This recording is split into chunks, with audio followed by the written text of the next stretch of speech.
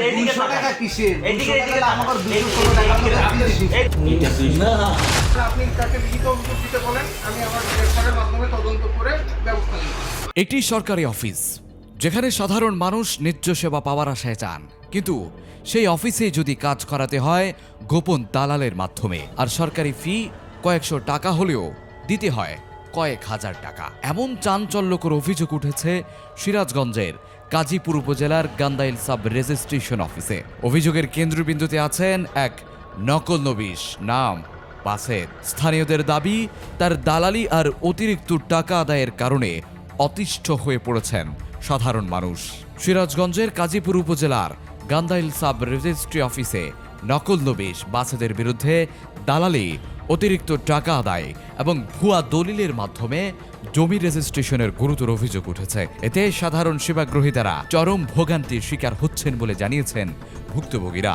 অভিযোগ সূত্রে জানা যায়, সরকারি নিয়ম অনুযায়ী একটি দলিলের নকল তুলতে যেখানে খরচ হওয়ার কথা প্রায় 700 টাকা, সেখানে নকল নবিশ বাসেদ বিভিন্ন অজুহাতে সেবাগ্রহীদের কাছ থেকে আদায় করছেন প্রায় 7,000 টাকা পর্যন্ত।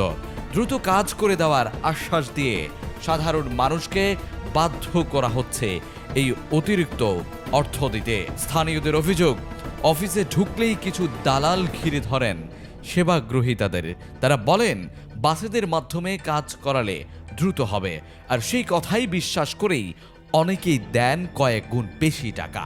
শুধু অতিরিক্ত টাকা আদায় নয়, অভিযোগ রয়েছে আরো ভয়ঙ্কর। স্থানীয়দের দাবি, ভুয়া দলিল তৈরি করে জমি রেজিস্ট্রেশন করে দেওয়ার মতো গুরুতর কাজেও জড়িত রয়েছে এই চক্র। এতে প্রতারণার শিকার হচ্ছেন অনেক সাধারণ মানুষ।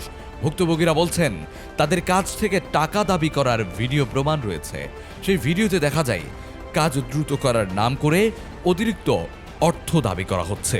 তবে এসব অভিযোগ সম্পূর্ণ অস্বীকার করছেন অভিযুক্ত নকল নবিশ বাসেদ।